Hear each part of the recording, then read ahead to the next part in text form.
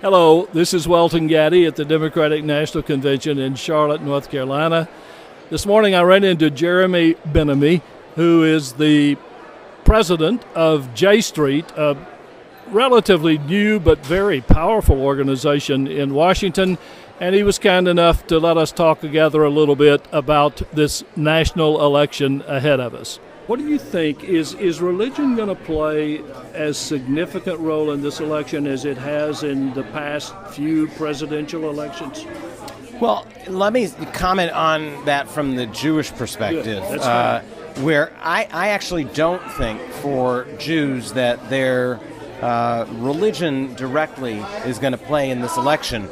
What I think does play is the values that they bring, and those values are rooted in their faith, but I think for a lot of Jews, they disconnect it when it comes to politics and actually like to see a separation of religion from politics. And we like that in our government, and we like that in our politics, and I think that's something very, very important to the Jewish community. But at the same time, I think our values and the principles on which we're raised and the things that we learn from being a minority community are really what informs our votes and our values and our activism at the end of the day. It's a very helpful insight. I think most of our listeners would know that the Jewish community has been among the strongest supporters, along with Baptists and Unitarians and agnostics, on the importance of religious liberty in our land. Right. In this election, is religious liberty at stake in any way? Well, I think there's a disconcerting trend on the part of some elements of the Republican Party to trace legal and policy principles to a higher authority, let's say, rather than to the will of the people, which is the fundamental premise of the United States. And at times when they cite their adherence to the founding principles and to what the quote-unquote founding fathers stood for, I just wonder if they've at all read the history and understood, where it is that power in a democracy and the great founding principle of this country is that's not where, the authority on earth comes from, in the way we organize our civil matters. And so I think there is a part of that party that's trying to reverse a fundamental part of America, but I think it's a minority, a significant minority, and I think even Mitt Romney, should he get elected,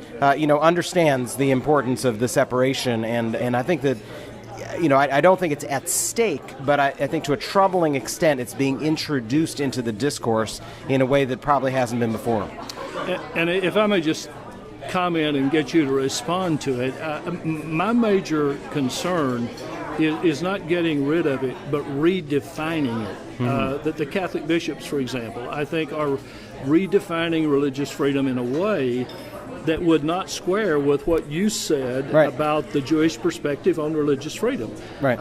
So it seems to me that is how do you respond? Do you hear that going on also? Right. No, it is interesting, and I think it's a really important discussion, and it's a really important debate. I do think that there are those who believe somehow that when government tries to protect everybody's freedom, that it's interfering, because it allows people to do things that other people may not like. But that's the fundamental premise. That's how this country works, is that there's going to be the freedom for somebody to do something you don't like. And that's I think, what America was founded on. It's what it's all about. It's a really important conversation for us to have.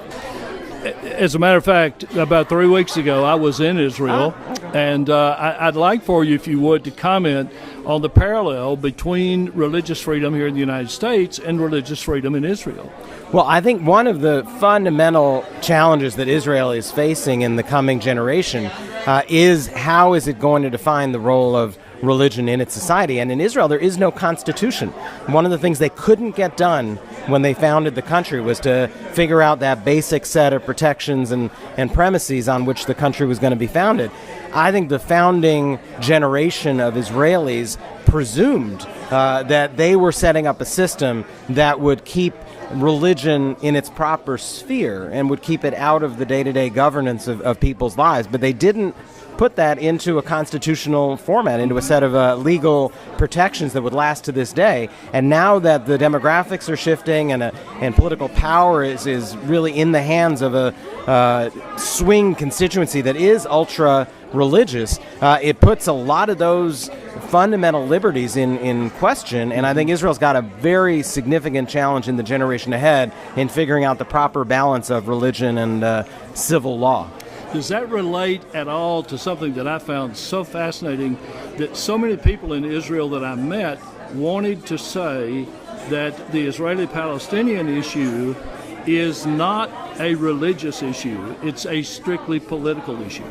Oh, I feel that absolutely. And in fact, if the conflict between Israelis and Palestinians shifts from the political realm into the religious realm, I don't know that we can resolve it. Right. You know, the notion that there has to be a winner and that right is all on my side tends to be more a feature of a religious conflict. When you have a political conflict, you find a compromise, right, and you look for the win-win, and you recognize that in a compromise, not everyone is going to be satisfied. But in a religious dispute, you do tend to get more absolutes, and that leads to greater conflict, and I think that's a real peril for this conflict. We've got to solve it while it remains on the political terrain. Because right now, in our own country, one reason we have gridlock is everybody has the certainty of religion, right, about political issues. Right, exactly. And you know, you just can't govern in that kind of an environment. You've got to have this understanding you're not going to get everything. If everyone isn't upset about something, then you haven't reached a good compromise. Right. Thank you so much. All right.